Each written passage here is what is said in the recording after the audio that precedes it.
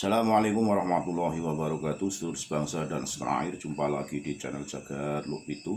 Semoga dalam keadaan sehat tak kurang satu apa, rahmah barokah salam Allah curahkan untuk kita semua. Alhamdulillah, ini ada konfirmasi ya, atau pernyataan bahasanya surat cinta Gus Rumel Abbas kepada Gus Fuad terkait pernyataan nasab yang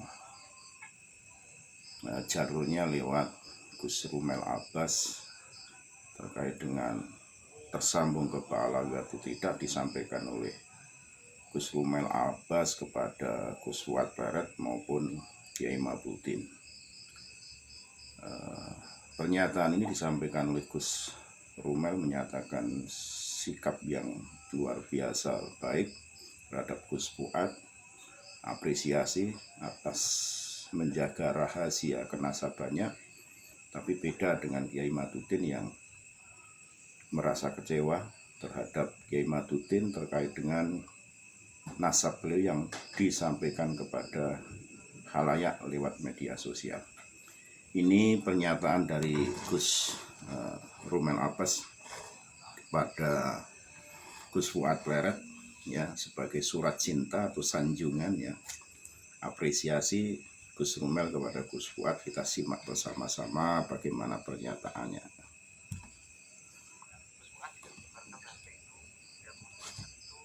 Memang seperti inilah sikap seorang muslim yang baik, sementara Kiai Imad malah memanfaatkan rahasia itu. Lewat video ini saya ingin menyampaikan beberapa hal kepada Gus. Saya itu peneliti, jadi saya ini bukan hakim. Hakim itu harus benar, sementara peneliti itu tidak boleh salah, namun tidak harus benar. Sebuah pepatah yang diajarkan kepada saya ketika mengawali proposal disertasi sejarah 1948 dan 1965. Guru besar saya berpesan begini, "If studying history always makes you feel proud and happy, you probably are not studying."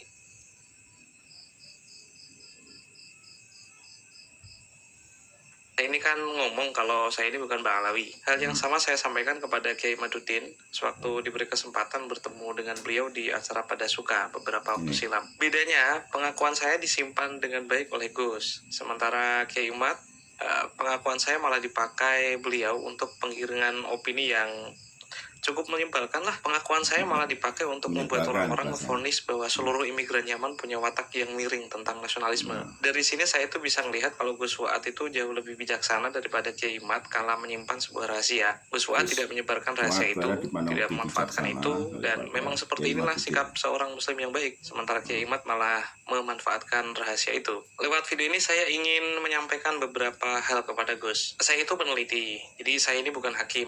Hakim itu harus benar, sementara peneliti itu tidak boleh salah, namun tidak harus benar. Sebuah pepatah yang diajarkan kepada saya ketika mengawali proposal disertasi sejarah 1948 dan 1965. Guru besar saya berpesan begini, "If studying history always makes you feel proud and happy, you probably are not studying history." Jika membaca sejarah malah selalu membuatmu bangga dan bahagia, barangkali yang kamu baca itu bukan sejarah. 30 tahun lebih ya, kita dicekoki tafsir tunggal bahwa biang kerok pemberontakan G30S pada bulan September 58 tahun yang lalu hanyalah PKI. Lewat buku pelajaran, lewat LKS, dan lewat film tahunan akhir bulan September seperti sekarang, hampir saja dulu itu saya percaya tafsir tunggal ini adalah muttafaqun alaih. Selama itu saya bangga dengan sejarah itu, dan selama itu pula saya bahagia dengan heroisme sejarah Orba di masa itu. Hingga akhirnya saya berkenalan dengan beberapa orang pelaku sejarah. Mereka semua sudah tua sekarang, banyak yang meninggal. Kemudian saya menelaah bukti-bukti sejarah di tahun itu dengan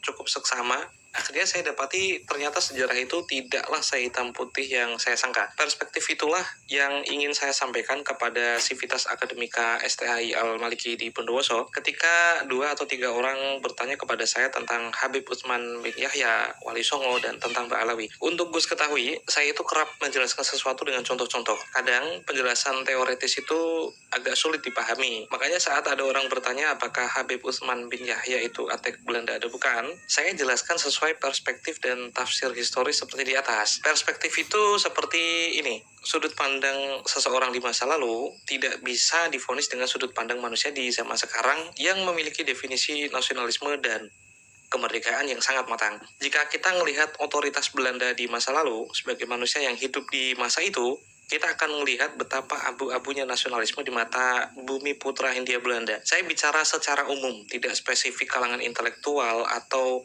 ningrat yang memiliki pendidikan yang bagus. Sekadar contoh untuk dijawab Gus atau orang lain jika iskal dengan perspektif yang saya ajukan. Jika Belanda bukanlah pemerintahan yang sah, siapakah yang mengangkat bupati di seantero Jawa, kawedanan di seluruh Jawa, dan siapa saja yang berhak mengepalai bagian distrik di seluruh Jawa? Apakah itu kesultanan ataukah pemerintah Belanda? Jika Belanda bukanlah pemerintahan yang sah, siapakah yang berwenang memecat bupati di seluruh Jawa, kawedanan di seluruh Jawa, dan siapa saja yang berhak mengepalai bagian distrik di seluruh Jawa? Apakah itu kesultanan ataukah pemerintahan Belanda? Jika Belanda bukanlah pemerintahan yang sah, kenapa Kartini mengusulkan beasiswa pendidikan kepada Agus Salim, meskipun akhirnya tidak jadi karena berita tentang rekomendasi ini tidak sampai kepada Agus Salim? Tentu saja, rekomendasi atau permohonan beasiswa itu ditujukan kepada kerajaan Belanda. Jika Belanda bukanlah pemerintahan yang sah, kenapa orang yang kelak menjadi aktor-aktor revolusi 1945 mengajukan aplikasi beasiswa untuk bisa belajar di Belanda?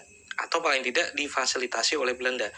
Mungkinkah seseorang mengajukan surat permohonan kepada pemerintahan yang tidak sah? Pada intinya Gus, jika Belanda bukanlah otoritas yang sah di waktu itu, kenapa Belanda atau kerajaan Belanda bisa mengatur birokrasi dan pemerintahan sekrusial ini? Tahun 1808, saat Daendels meresmikan proyek Anyer Panurukan, yang sampai kepada kita hanyalah pemerintahan di masa itu menerapkan sistem kerja paksa.